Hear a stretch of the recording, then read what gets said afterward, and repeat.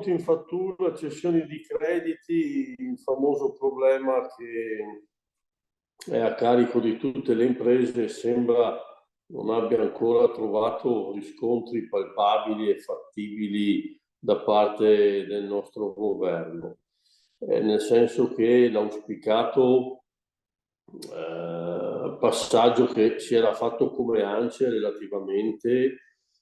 agli F24 sembra si stia definitivamente allontanando come opportunità, perché il governo, al di là che i tempi si dice siano lunghi, ma riducendo quelli che sono i flussi di cassa potrebbero nascere dei grossi problemi, dicono, per pagare i dipendenti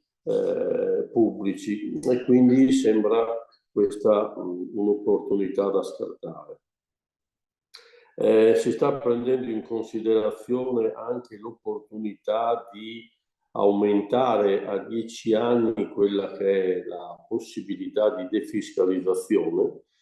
e questo, pur non essendo una panacea che possa risolvere tutti i nostri mali, è comunque un'opportunità perché, allungando quelli che sono i tempi di defiscalizzazione, si dà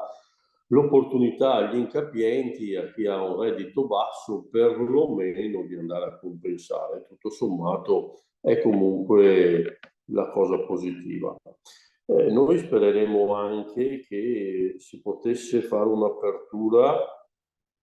alla quarta cessione del credito alle partite IVA, perché Confindustria ci era comunque proposta con delle aziende ad offrire questa opportunità di incamerare i crediti. Bisogna ovviamente capire di quali percentuali si parlano, di quanto si cedono, a quanto perlomeno si cedono, perché poi è ovvio che è una sorta di valutazione, non si può cedere sotto costo.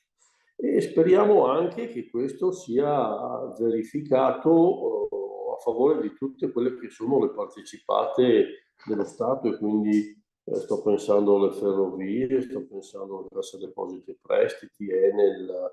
Fincantieri, Snam, Eni, insomma tutte queste grandissime società che hanno una grande capacità, no, di defiscalizzazione. Questo in effetti potrebbe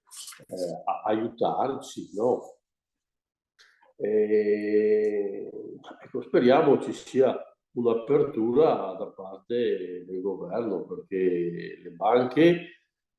stando a quanto si sentiva dire dal governo,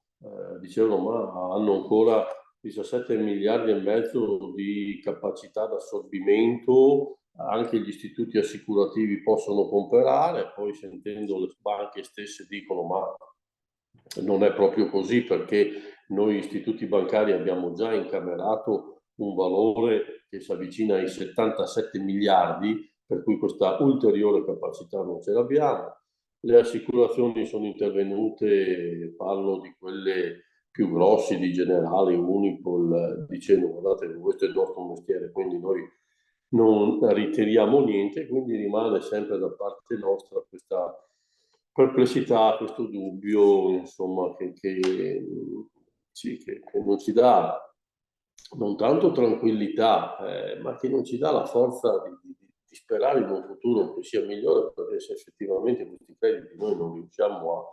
smobilitarli, a cederli, non abbiamo più capacità di acquisire nuovo lavoro, ci manca la liquidità per pagare i nostri collaboratori, i nostri fornitori, e quindi, mancando anche questa opportunità di acquisire nuovo lavoro, di continuare a guadagnare, andremo a cadere in quella situazione di incapacità poi di defiscalizzare già quello che abbiamo. Questo è ovvio che va ad aumentare quelli che sono i rischi, quelle che sono le difficoltà delle nostre aziende. Questo, insomma, per quanto riguarda, ecco, spero che nel giro di pochi giorni si possano anche trovare da parte del governo soluzioni che possano andare bene a tutto il mondo degli operatori, che auspico venga preso in seria considerazione per risolvere questi problemi.